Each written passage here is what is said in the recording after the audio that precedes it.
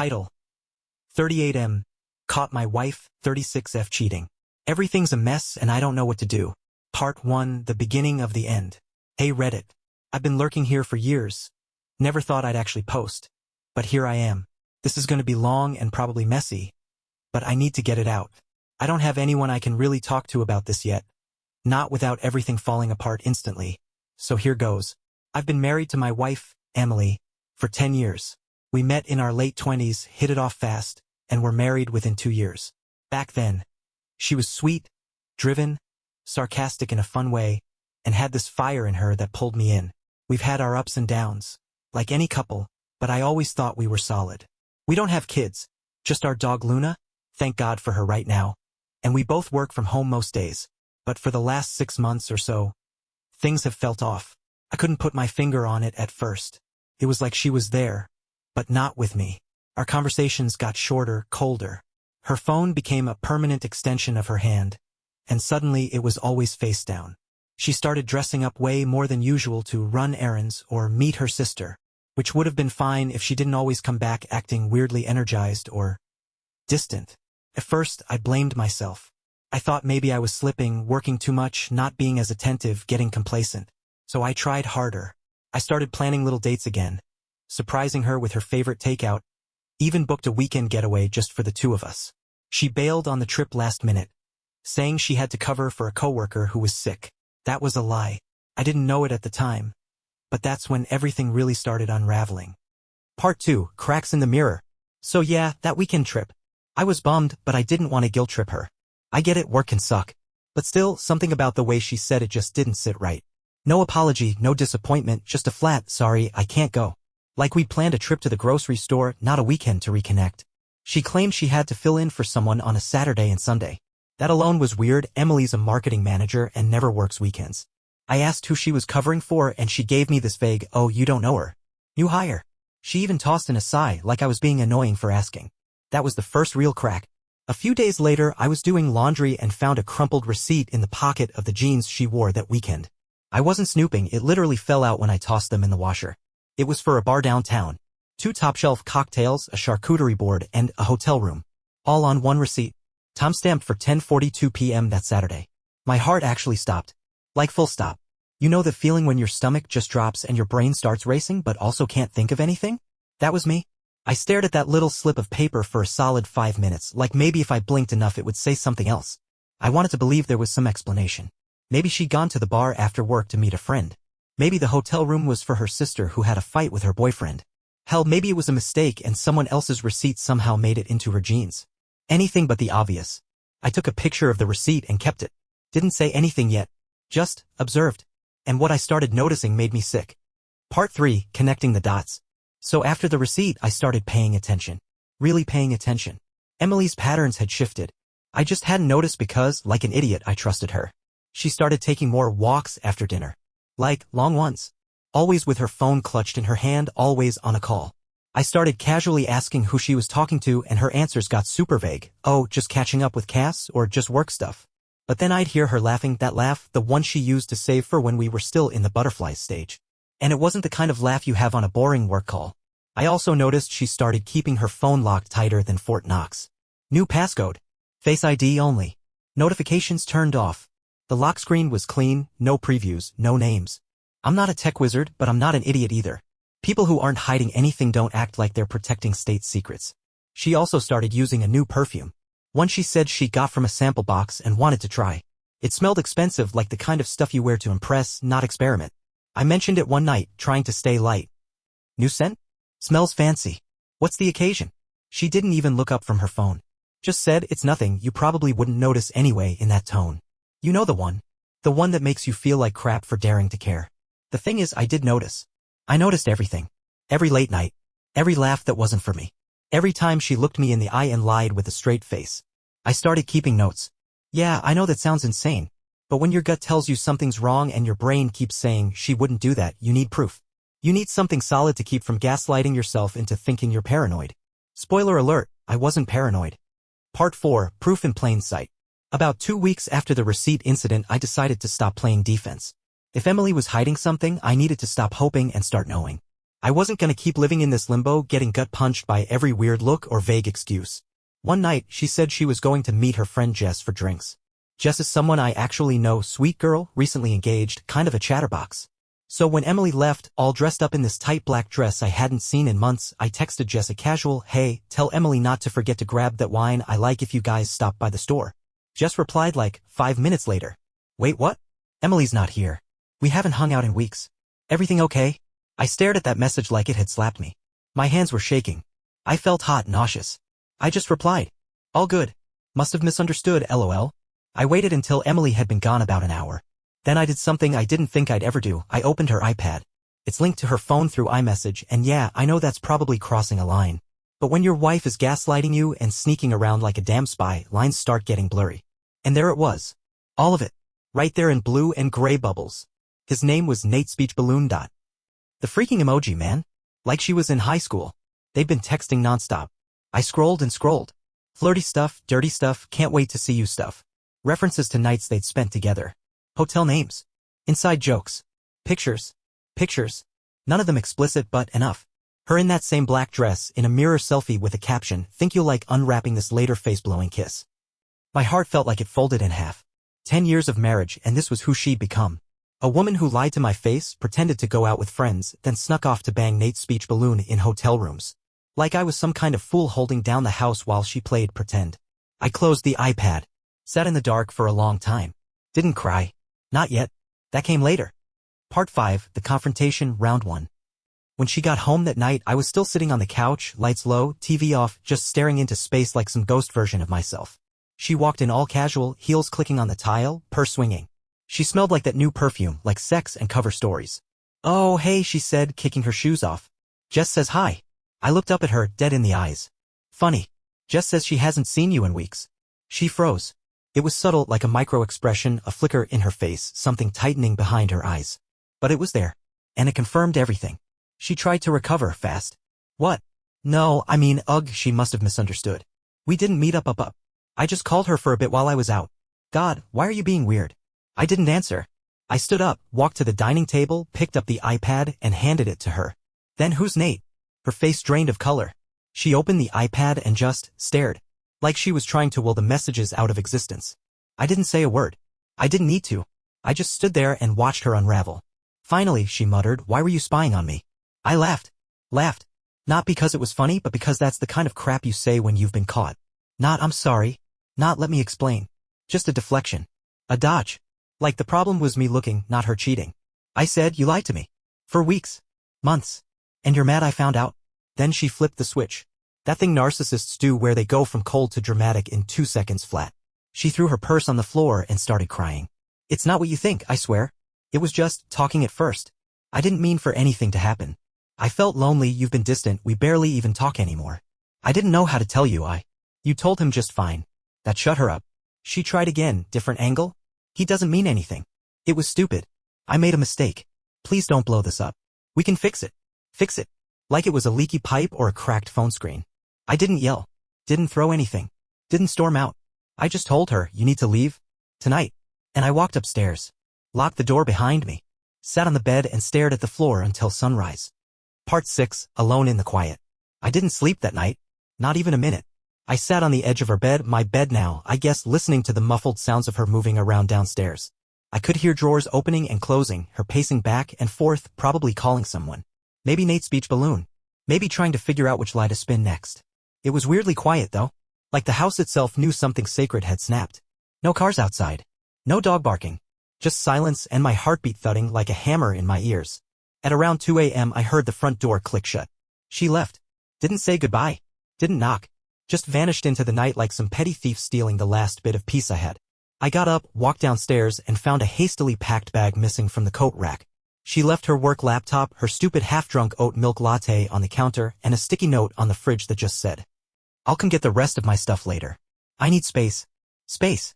She'd had plenty of space in hotel rooms and bars. But sure, take all the space you need now that I've caught you in 4K, Emily. I opened a beer, probably the worst idea, but I needed something and just stood there in the kitchen, leaning against the sink. The house felt unfamiliar. The walls looked different. It's like the moment I knew who she really was, everything else around me changed too. And then it hit me. Not anger this time, just sadness. This deep, aching kind of sadness that doesn't burn, just sits on your chest like a boulder. This was my wife. My best friend. The person I built my life with. The woman I thought I'd grow old next to. And she chose someone else. Lied to me. Slept with him. Came home and kissed me with the same mouth she whispered his name with. I finally cried. Not the loud, dramatic kind. The quiet, shameful kind where your body just trembles and your face stays dry because the tears already soaked into your shirt. That was the first night I really felt alone. Part 7. Picking through the rubble. The next morning hit like a hangover, even though I'd only had one beer. The house was too clean, too still, like she'd been erased instead of just gone. Her coat wasn't on the hook. Her slippers were missing from beside the couch. The kind of little things you don't even realize are part of your life until they're gone. Luna, our dog, padded around the house like she was confused too. She kept going to the front door and whining, tail wagging hopefully. Crushed me. She didn't understand why Emily hadn't come back. Hell, I didn't understand it either. By noon, I was still walking around in the same clothes, unshowered, scrolling through our old texts. I know, stupid, but I needed to remind myself it was real once. That we were real. I scrolled back months, reading her I love yous, the anniversary plans, even dumb things like, don't forget the almond milk. It was all fake now. Or maybe it was real then, and she just changed. I don't know which hurts more. Then I did something I swore I wouldn't. I opened the messages between her and Nate again. Not sure what I was looking for. Clarity? Proof of how long it had been going on. Some final message where she told him it was over? I didn't find that. Instead, I found more. More plans. More sneaky meetups. More times she told me one thing and done another.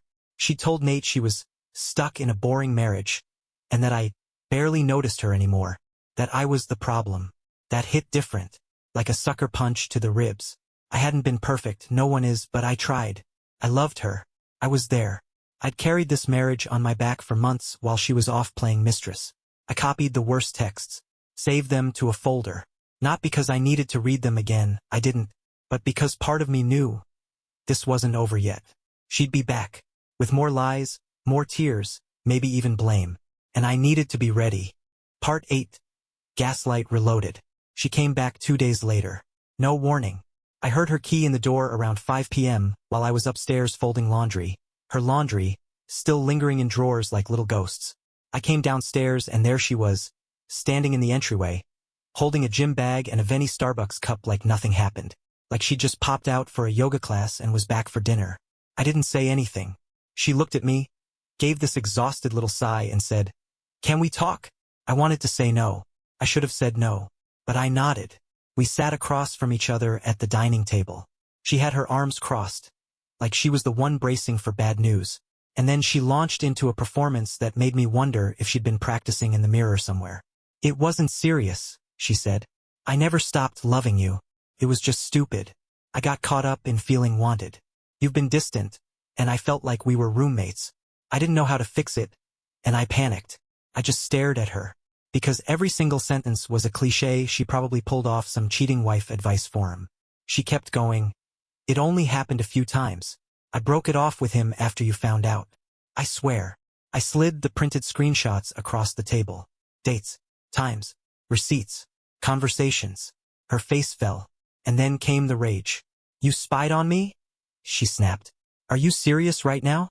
This is beyond toxic. No wonder I felt alone." Gaslight, deflect, blame, boom. All three in under 10 seconds. I almost laughed again. Not because it was funny, but because the script was so damn predictable. I said, "I didn't cheat. I didn't lie. I didn't screw some guy in a hotel and come home and kiss you goodnight like nothing happened. You did that." She looked like she wanted to scream. Instead, she cried. The ugly, manipulative kind where she kept glancing up to see if it was working. It wasn't. Then she asked me, dead serious, "Can we try counseling?" I swear to God. I almost choked. This woman burned the whole house down and then asked if we could paint the walls. I told her to sleep somewhere else. Again. She didn't argue this time. Part 9. The Aftershock. After she left for the second time, I expected to feel relief. I didn't. I just felt empty. Not angry. Not numb. Just hollow. Like someone had reached inside and scooped everything out.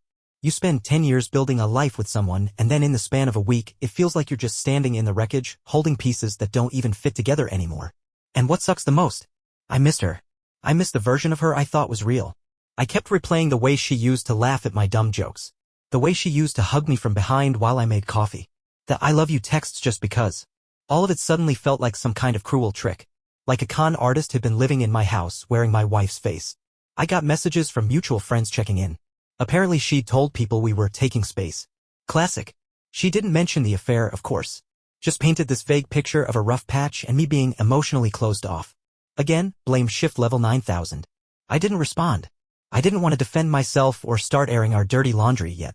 But it ate at me that she was already rewriting the narrative while I was still sitting in the middle of the truth. The worst part? I had dreams about her. Not the cheating version. The old her. The one who held my hand when I was anxious, who danced barefoot in the kitchen with Luna, who whispered forever on our wedding night. And then I'd wake up. Alone. Every damn time. I started therapy that week. Found a guy named Darren. Older dude, blunt but kind.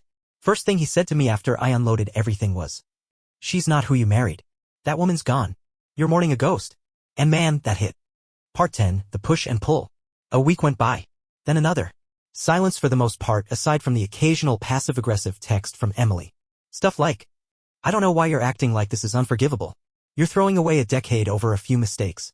I'm still your wife." Yeah. Still my wife, like that meant something now. Like vows weren't shredded the second she decided to sneak off to hotel rooms and lie straight to my face. She'd text late at night, too, probably after Nate ghosted her or reality started setting in. Once she sent, "Do you even miss me?" I stared at the screen for 10 minutes, thumbs hovering over the keyboard. And then I locked the phone and walked away. Because what was I supposed to say? "Yeah, I miss the woman I thought you were. But she's dead now." That's not something you can put in a text. Meanwhile, therapy was helping in a weird, uncomfortable way. Darren didn't let me spiral. He held up the mirror, made me face things I didn't want to admit, like how I ignored red flags, how I let little lies slide because I didn't want to believe they meant anything bigger. He said something that stuck with me. There's a difference between forgiveness and access. You can forgive someone without letting them back into your life. That line played in my head on a loop. Then one afternoon, she showed up again. No warning. Just knocked on the door like she still lived here. I opened it because I guess part of me still needed to see her. To know if anything about her face could tell me the truth I didn't already know. She was crying. Real crying this time, messy, no makeup, hair pulled back, hoodie, and leggings. She looked like someone who had finally realized the depth of the damage. "I messed up," she said, voice cracking. "I don't even know why I did it. I was selfish and stupid and I hate myself every day." I didn't say anything. Then she dropped the line I'd been dreading. "Can we try again? I'll do anything. Therapy. Separation. Whatever it takes. Just please, don't let this be the end." I stood there, heart pounding, everything in me screaming two different things at once. Part of me still loved her. And part of me never wanted to see her face again. Part 11, standing at the crossroads. So there I was, standing at the front door with the woman who shattered me, asking me to pick up the pieces with her. The worst part?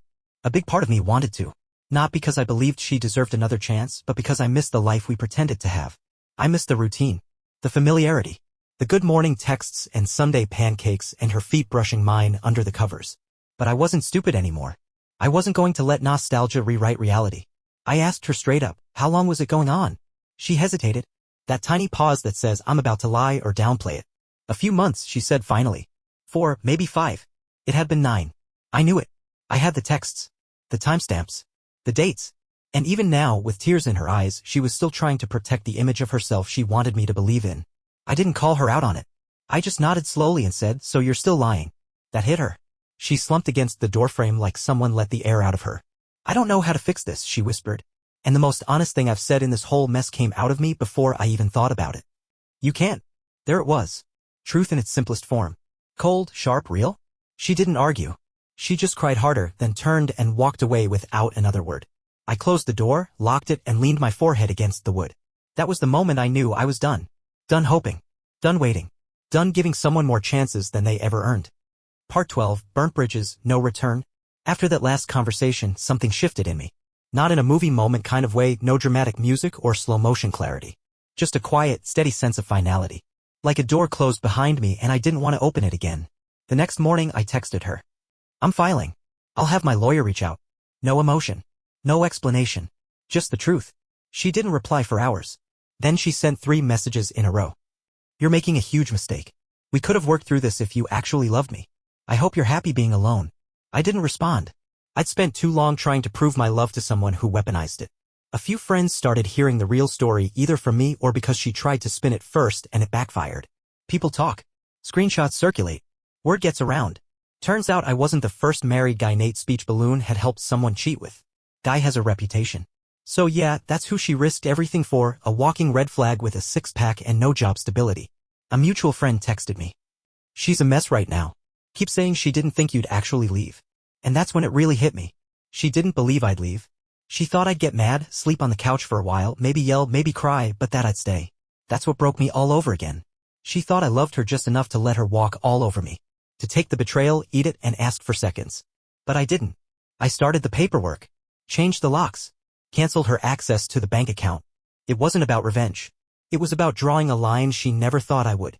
And once I did, I slept. For the first time in weeks, I actually slept. Part 13, letting the dust settle. The house started feeling like mine again. Little things helped, taking her old coffee mug out of the cabinet, boxing up the picture frames, flipping the mattress, changing the Spotify password. Dumb, symbolic stuff. But it helped. It made it real. Luna stopped whining at the door after a while. She started sleeping in my room again, curling up next to me like she finally realized it was just us now. And honestly, that dog saved me. Gave me a reason to get out of bed when I didn't want to. I still had days where it hit me like a freight train. I'd be doing something normal, folding laundry, brushing my teeth, making pasta, and suddenly I'd remember a moment. Her laugh. Her perfume. The way she used to trace circles on my arm while we watched TV. And then I'd remember the text messages. The hotel receipt. The lies. It wasn't just the cheating. It was the deliberate betrayal. The choices she made again and again. The lies told without blinking. The fact that she saw me every day, looked me in the eyes, and still went to him. That kind of thing changes you. I started doing small things to take back my identity. Signed up for a boxing class. Went hiking. Called my brother and told him everything. He was pissed. Said I never liked her. She always talked to you like she was doing you a favor by being around. Wish I'd noticed that sooner. I also started journaling. Not like Dear Diary, just thoughts. Anger. Regret. Things I wanted to say to her, but never would. And every time I filled a page, it felt like letting go of a weight I didn't know I was carrying. A few friends offered to set me up with someone. I said no. I wasn't ready. Not because I'm heartbroken, I mean I am, but because I'm rebuilding. From the ground up. And I want to make damn sure the next person I let in doesn't have a key to destroy me. Part 14, a new kind of peace. It's weird how quiet becomes comforting after chaos. I used to dread the silence, those empty, echoey hours when Emily was working late or out with Jess. Back then, it felt like waiting for the other shoe to drop. Yeah? The silence feels earned. There's no more double-checking her stories. No more pretending I don't see the red flags. No more wondering who she's texting under the table. Just peace. Real, unbothered, honest peace. The divorce process moved fast, surprisingly.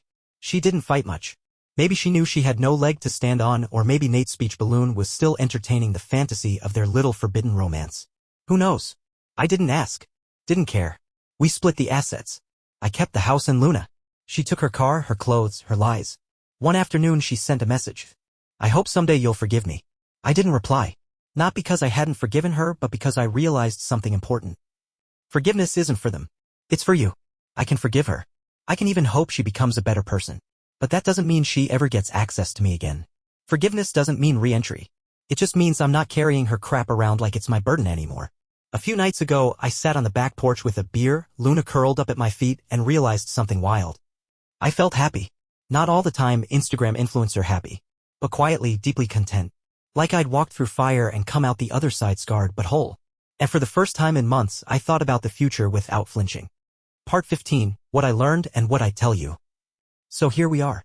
The end of the story, or at least the end of this chapter. It's been almost 6 months since D-Day. I'm divorced, living alone, with Luna, the real MVP, and waking up every morning without that pit of dread in my stomach. If you'd told me a year ago this would be my life, I'd have laughed. I thought we were solid. I thought she was my person. But people change, or maybe they just stop pretending to be who you thought they were. Here's what I've learned. Take it or leave it, but if you're in the thick of this crap right now, maybe it'll help.